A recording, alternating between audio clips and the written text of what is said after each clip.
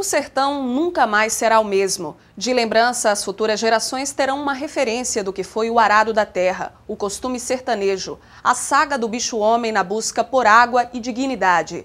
Essa referência é a obra de Oswaldo Lamartine de Faria, um escritor potiguar que dedicou a vida às coisas do sertão.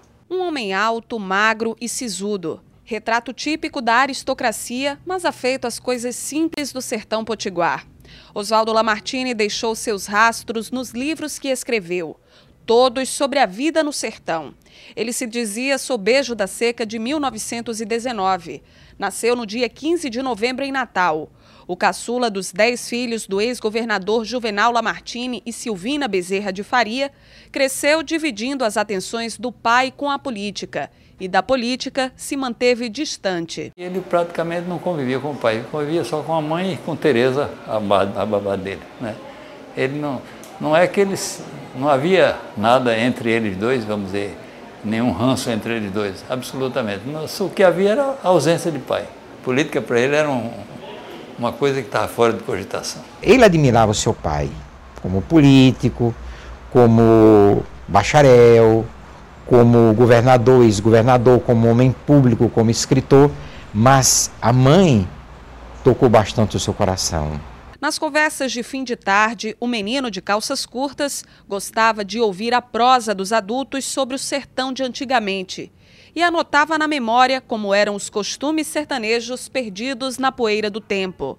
O exílio do pai e o assassinato do irmão Otávio por questões políticas foram algumas das tragédias vividas por Oswaldo Lamartine. Juvenal Lamartine é um homem que, quando retornou ao Rio Grande do Norte, após seu exílio, ele retorna em 1935 sob o trauma do assassinato do filho querido, Otávio Lamartine.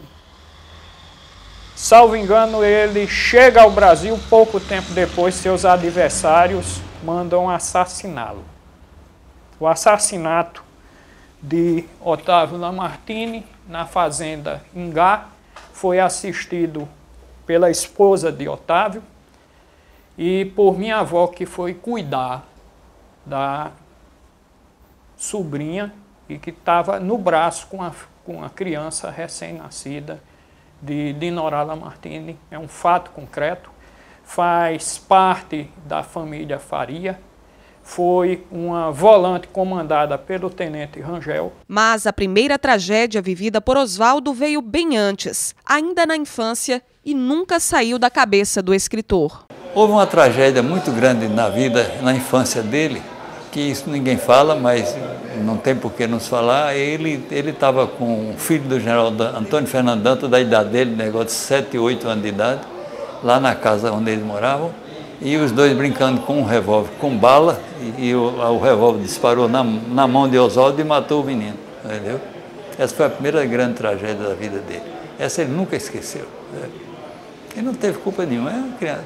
É aquela história de você deixar a arma onde a criança pode alcançar. Oswaldo seguiu a vida. Desasnado na escola Belém de Câmara, com primário no colégio Pedro II, acabou transferido para Recife e depois seguiu para o internato no Rio de Janeiro. Não foi dos mais estudiosos, mas sempre se encantou pela literatura. Em Minas Gerais, encontrou a vocação para técnico agrônomo. A escola de agricultura era mantida pelo Instituto Gammon. Esse Instituto Gammon era uma sociedade voltada também para o ensino religioso. Uma grande escola, reconhecida por todo o país como um dos grandes ensinos sobre agronomia. Naquela época, o que existia de bom ensino no Brasil, aí não tinha universidade ainda, a escola mantinha um pensionato, né? Mas Vantan inventou de alugar uma casa para a gente fazer uma república, né? Então, cada mês nós tomávamos conta do orçamento para comprar a comida da gente, pagar as pessoas que trabalhavam lá na casa, não sei o quê, e Oswaldo também fazia parte dessa turma. E Vantan era quem organizava assim, as coisas em relação a essa moradia da gente. Formado, voltou ao Rio Grande do Norte para administrar a fazenda Lagoa Nova, comprada pelo pai no município de Riachuelo. Fez de tudo: Anos depois, os dois se desentenderam.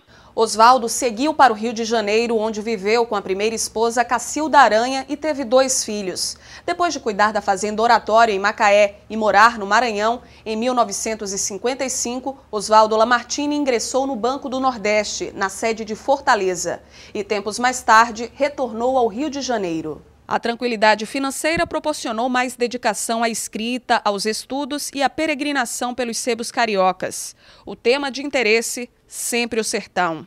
A primeira publicação, notas sobre a pescaria nos açudes do Seridó em 1950.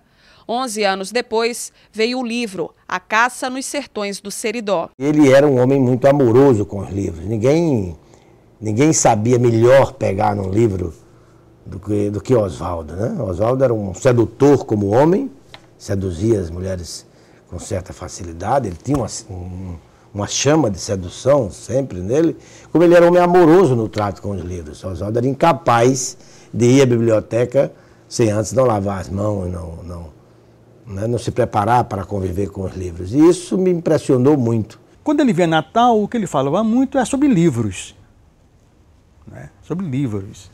Sobre o sertão, sobre os livros que ele adquiriu no Rio, as livrarias que ele frequentava, os amigos que ele foi formando, foi fazendo no Rio de Janeiro.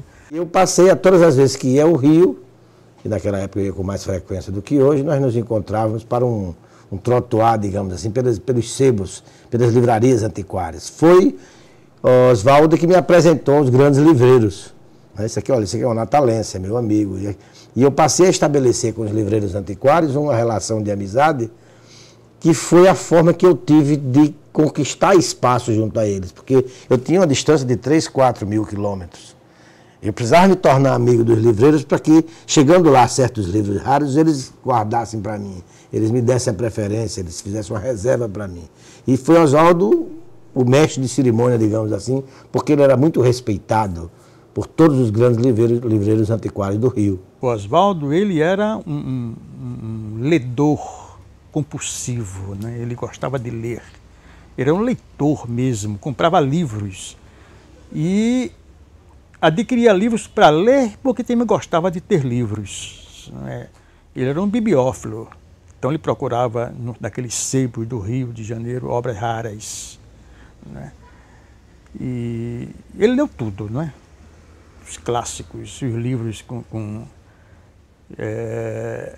que tratavam de assuntos de agricultura, de pecuária, de bichos. Procurava os autores que falavam sobre o Nordeste, né? E foi a partir daí, certamente, que ele desenvolveu já aquela curiosidade do pesquisador, que foi revelado mais tarde num grande etnógrafo que ele foi, né?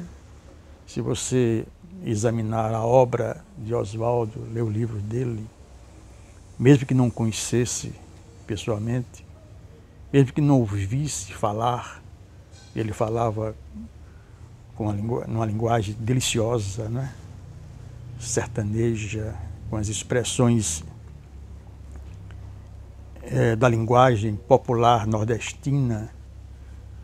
Quando eu digo linguagem popular, eu digo a linguagem do povo, mas não no sentido do caipirismo, né? Da linguagem que se fala nos sertões, que se fala nos salões do Nordeste, sem esse pedantismo erudito, etc. e tal. A separação, o suicídio de uma filha, a morte da segunda esposa com câncer. Mais tragédias na vida de Oswaldo, um cristão diferente de grande parte dos intelectuais. Certa vez, pediu ao padre João Medeiros orientações sobre como rezar. Esta Bíblia, que era lida por ele e sua querida Ludi, sua segunda esposa.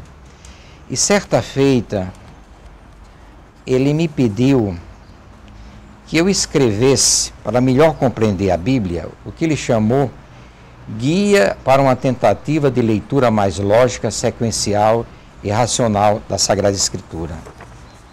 São rabiscos que datam de 1987, que ele usou em muitos momentos da sua vida quando lia a Sagrada Escritura para melhor compreensão.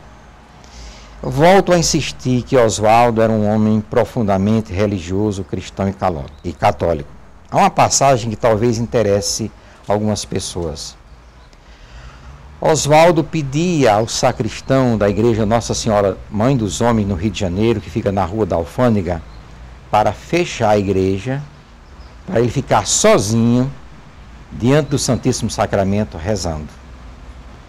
E algumas vezes, como eu trabalhava no Ministério da Educação, no centro da cidade do Rio de Janeiro, ia lá nessa igreja, ora para buscar a comunhão para os enfermos, ora para me encontrar com o capelão, o padre Artemio Mazzotti, me deparei, usando até uma palavra, flagrei Oswaldo diante do Santíssimo, de joelhos, mãos postas, contemplando o grande silêncio de Deus.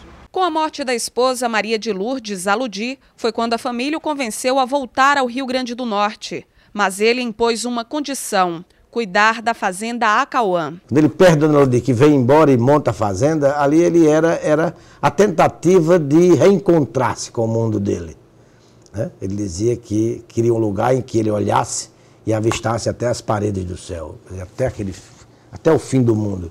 Ele vem para o Rio Grande do Norte, resgata a vida no interior quando decide se sediar junto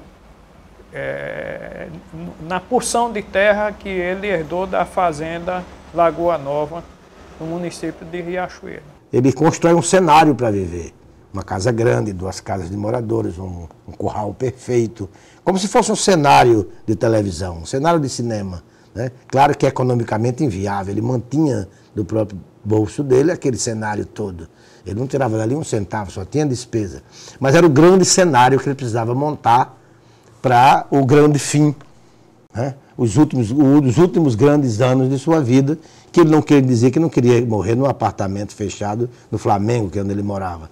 E ele dizia, eu preciso voltar à Lagoa Nova, daí ele tem guardado esses 400 hectares, que são praticamente de pedra, de chão seco, improdutivo, mas era o chão não da infância, mas da juventude, onde ele viveu com o pai, e aquele retorno dele, metafórico, daquela fazenda que na verdade não existia, porque ela existia muito mais no imaginário, embora fosse o cenário real, é nessa coisa entre o tangível e o real que ele se fixa para viver os últimos anos da vida dele. A marca registrada de Oswaldo Lamartine era a mesma que ele utilizava para identificar os gados da fazenda, o ferro de ribeira, uma mistura das marcas usadas pelas famílias materna e paterna. A Fazenda Acauã esteve presente nos livros de Oswaldo. Ao todo foram 21 publicações. De repente ele lança sobre o sertão o grande olhar que faltava ao Rio Grande do Norte. E aí é que eu acho a grande contribuição dele.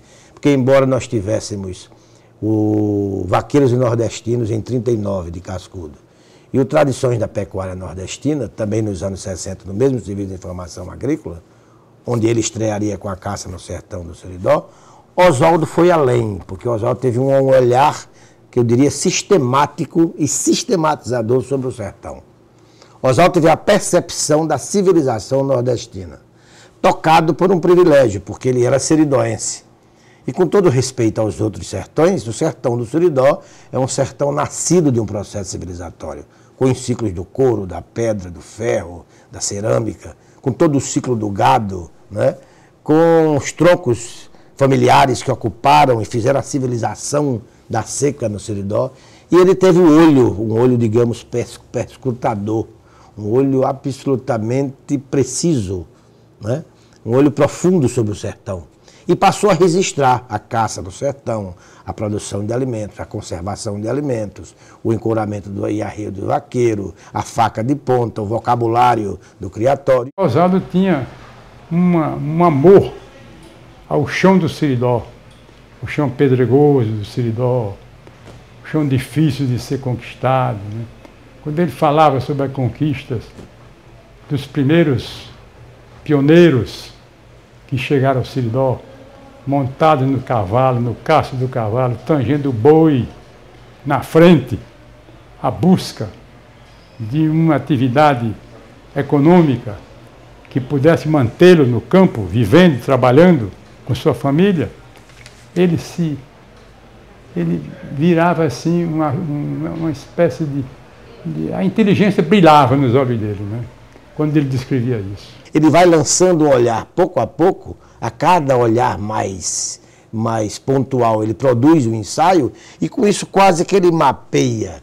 É como se Oswaldo fizesse a grande cartografia da etnografia da civilização da seca. Oswaldo se apaixonou de novo pela também escritora Natécia Campos, que organizou o livro Em Alpendres de Acauã. A obra consiste em uma série de perguntas a Oswaldo. Esse é considerado um dos mais importantes registros sobre o escritor potiguar. As respostas traduzem o pensar e o querer de Oswaldo pelo sertão. Ele conclui aqui: o Seridó é a terra dos meus pais. Lá, irmãos, pais, avós e antepassados deixaram seus imbigos nos morões das porteiras e fui criado ouvindo páginas daquela terra e daquela gente. Meu pai, Dr. General Lamartine, no exílio em Paris, escrevia pedindo notícias do inverno e até da melada a sua burra de sela.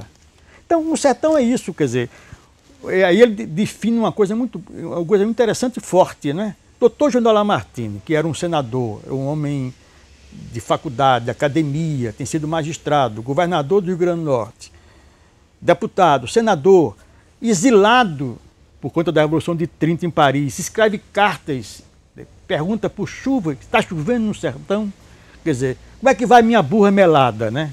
Quer dizer, você não desliga nunca do sertão. Oswaldo nunca desligou do sertão. E lá bastante ele diz que às vezes o sertão é o quintal da infância. Ele não era somente o amor telúrico, ele se preocupou com o sertão. Todos os estudos dele são nesse sentido, né? Preservação da natureza, quando nem se falava ainda em ecologia, não é? Ele já falava nisso, a preservação dos bichos, o desmatamento, não é? O criatório, a culinária, a origem dos costumes. Uma obra de livros, muitas vezes aparentemente pequenos, sintéticos, simples, porque ele era assim. Oswaldo não jogava uma palavra fora. É impossível você tirar uma palavra de um texto de Oswaldo ou acrescentar. Ele tem um domínio perfeito da concisão, da clareza e da construção do seu próprio estilo. Rigoroso, o sertanista não gostava de livros colados. Da capa à diagramação, tudo passava pelo crivo de Oswaldo, transformando cada livro em uma obra de arte. O livro dele aqui é colar, se saísse aqui um errinho, uma coisinha que ele não queria, uma palavra que era um A, saía um E, ele mandava fazer tudo de novo. Chegava e dizia, amigo velho, saiu isso aqui, vamos eu cancelar e fazer de novo. Quanto é? Aí a gente dividia os custos. Então, sempre, sabe? E olha que coisa bonita para mostrar a grandeza dele. Cartão de boas festas para Cascudo. Ele mandou para Cascudo em 1965. E que, em 1965, Deus lhe guarde da ira do Senhor e do alvoroço do povo. De ladeira abaixo, água, de ladeira acima, o fogo. Do homem assinalado e mulher de papo encarnado. Do indivíduo caviloso e da baba do raivoso.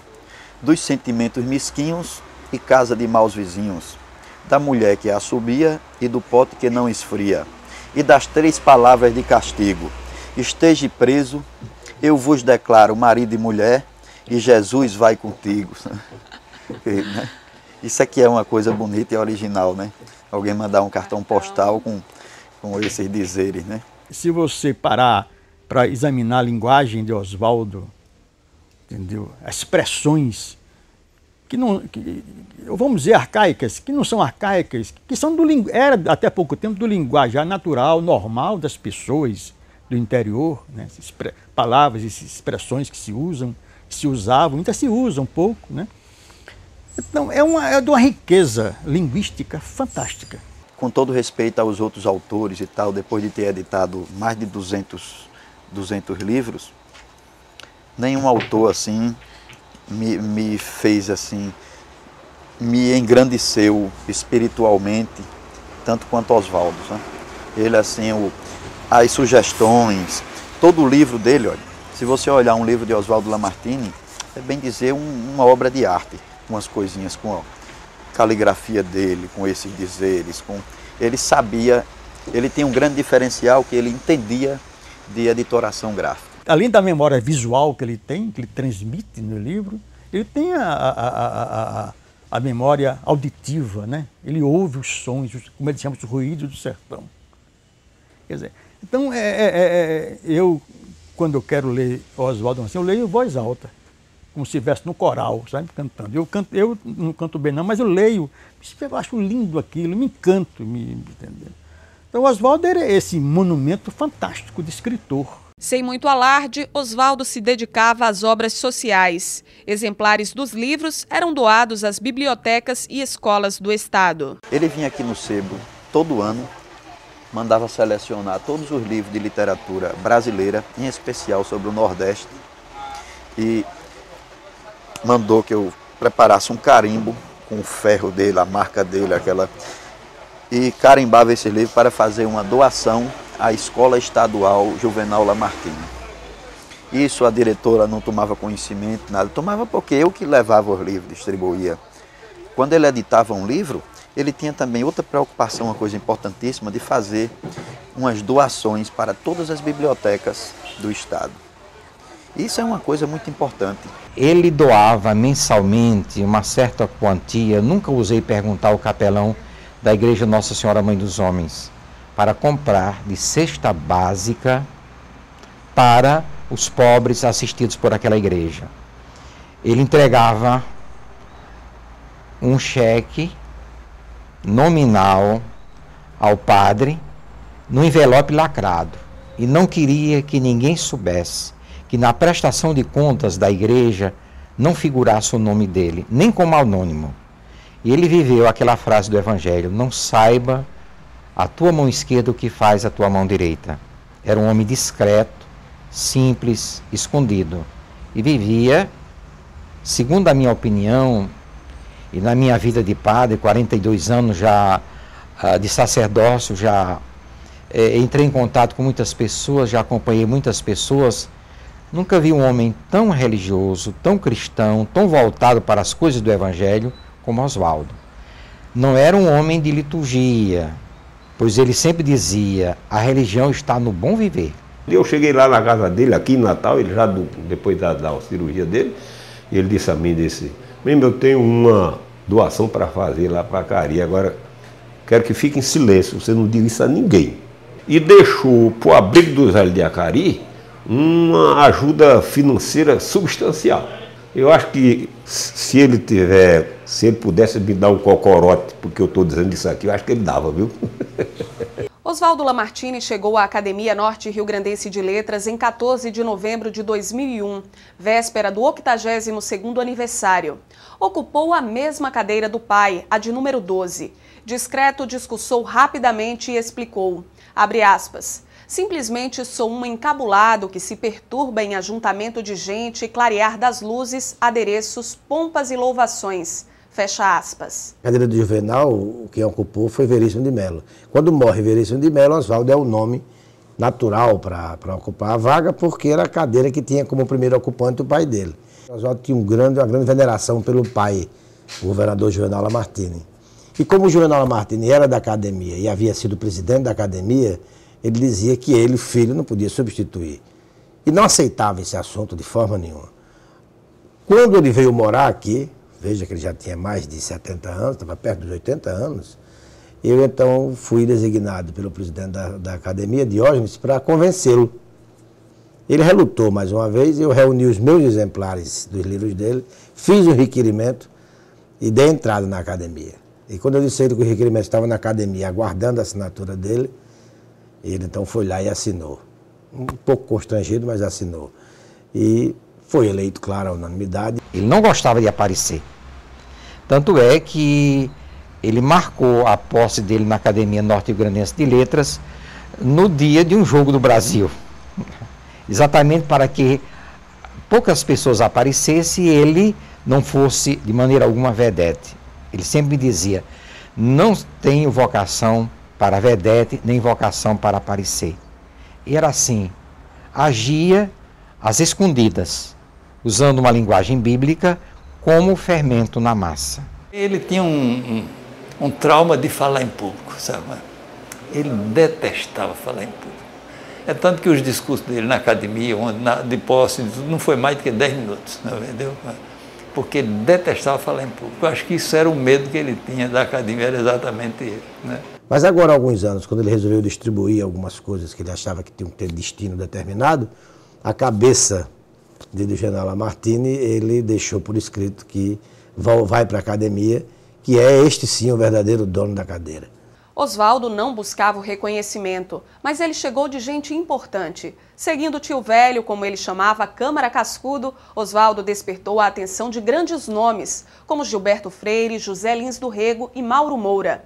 De Ariano Suassuna tinha o respeito e a amizade.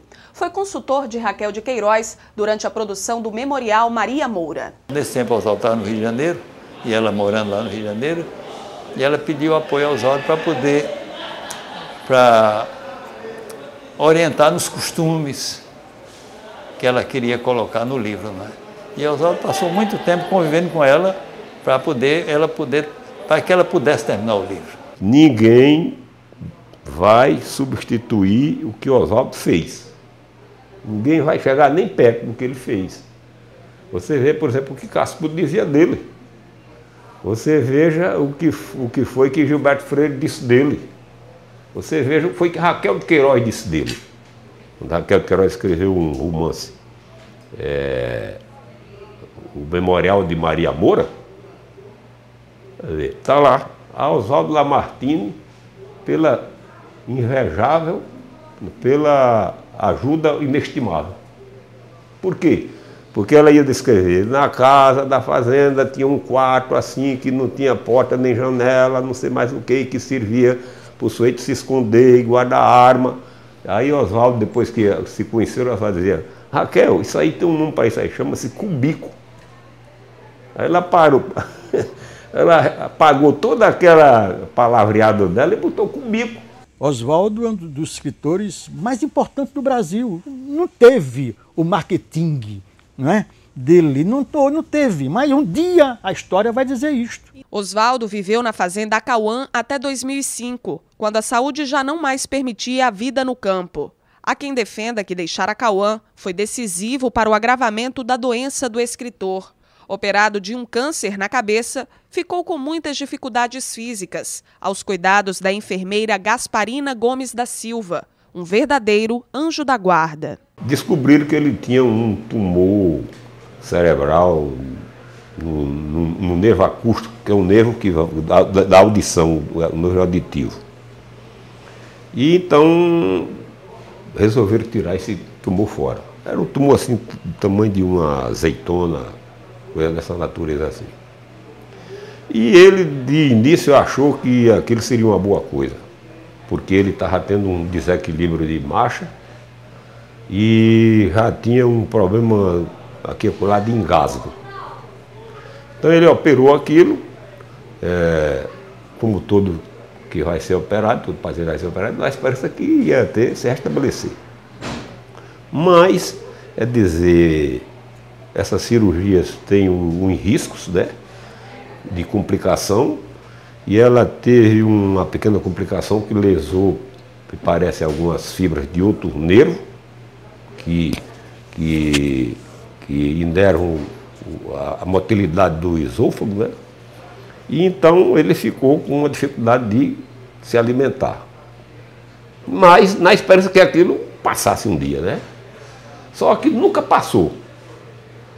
O que foi necessário abrir nele uma gastrostomia para ele ficar sendo alimentado por uma sonda.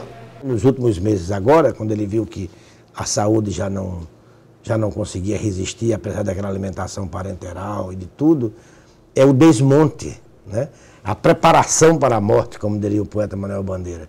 É um instante mais triste de Oswaldo, em que ele desmonta a casa grande da fazenda, onde estavam todos os seus livros, os seus objetos, os seus quadros, os seus objetos de arte, as suas armas. Ele começou a se desfazer das coisas. Foi um trauma. Eu queria que você visse. Ele ia lá na fazenda e ele ficava sozinho andando dentro do mato. Eu tenho a impressão que ele saía para chorar, entendeu? Aquelas árvores que ele plantou, aqueles pés de imbu que ele plantou, aquelas mangueiras, tudo aquilo ele ia lá, como se ficava alisando, compreendeu com o negócio. Aquilo Porque foi um trauma maior do mundo, porque ele não tinha mais condição. E aí outra coisa, voltar para dentro de casa e começar a chamar as pessoas e dizer, toca fogo nisso aí. Isso aqui dê a fulano, isso aqui dê a... Entendeu como é? Quer dizer, todo aquele acervo que ele tinha de bibliotecas, livros raríssimos, caríssimos, que ele adquiria através dos sebos no Rio de Janeiro, que ele era fanático por sebo lá no Rio de Janeiro, né? Tudo isso ele mandou dar a fulano, assim, a Vicente Cerejo levou um bocado, e o Edgar Dantas, o primo nosso, levou outra quantidade, Escola Doméstica levou outra quantidade, quer dizer, ele era como se estivesse arrancando um pedaço dele. Onde estava toda a sua vida, que ele havia reunido no pequeno sertão, que era o apartamento dele, e que ele transpôs para essa casa grande que ele mandou fazer, toda alpendrada, onde ele criava passarinhos de gaiolas abertas, e onde ele tinha um galo de Campina, que foi presente de Monsenhor Expedito, que vinha comer, bicar arroz no prato dele quando ele almoçava, criado solto. Quando ele desmonta esse cenário nos últimos meses, sabendo que não voltava mais, e vende a fazenda, ali eu acho que foi aquilo que eu disse na minha crônica, de certa maneira, uma repetição, digamos, da expressão de Simone de Beauvoir, quando descobre a velhice de Sartre, que Sartre não controlava as próprias reações fisiológicas. Quando ela vê uma mancha da urina de Sartre na poltrona, ela então usa, que termina sendo o título do ensaio, ela diz, começava ali a cerimônia do adeus. Descontente com a vida de limitações, ele que adorava o campo e a sua gente não via mais razão para viver. Oswaldo chamou a moça Caetana e ela atendeu. No dia 28 de março, morreu com um tiro no peito aos 87 anos. Não é o fato da tragicidade ou do trágico dos últimos dias de sua vida que vai desmerecer o valor de Oswaldo. Tá? Eu costumo dizer que o suicídio é o roubo da vida. Ora, Cristo perdoou o bom ladrão na hora da morte, então perdoará também alguém que um dia rouba a vida de Deus, que é o dono, o autor da vida, e comete um gesto que eu considero de desespero, um gesto até doente, mórbido, que é o suicídio. Isso não desmerece o valor de Oswaldo.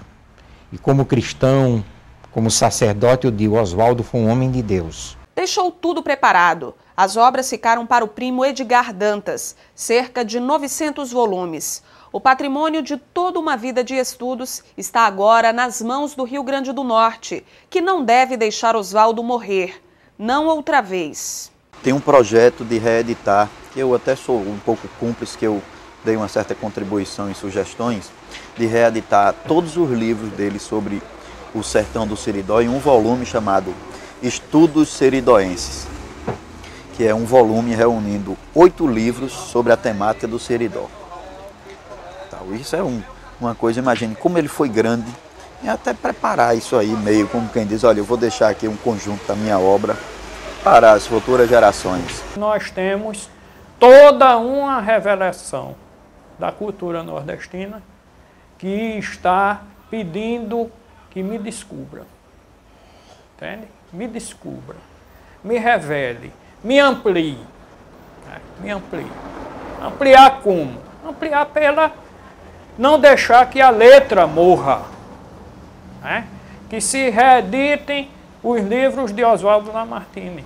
Eu acho que o Rio Grande do Norte deve a ele isto, esse olhar permanente sobre a obra dele, né? Para que ela seja realmente uma semente, tenha esse caráter seminal, tem esse caráter germinativo, tem esse caráter multiplicador. E eu acho que é por aí, é olhando a obra de Oswaldo que a gente pode compreender o homem sertanejo, a civilização sertaneja, e ter o registro etnográfico, sociológico, antropológico, ter o grande registro das nossas raízes e da nossa tradição. Sob pena de, não tendo o domínio de nossas raízes, não temos a nossa identidade.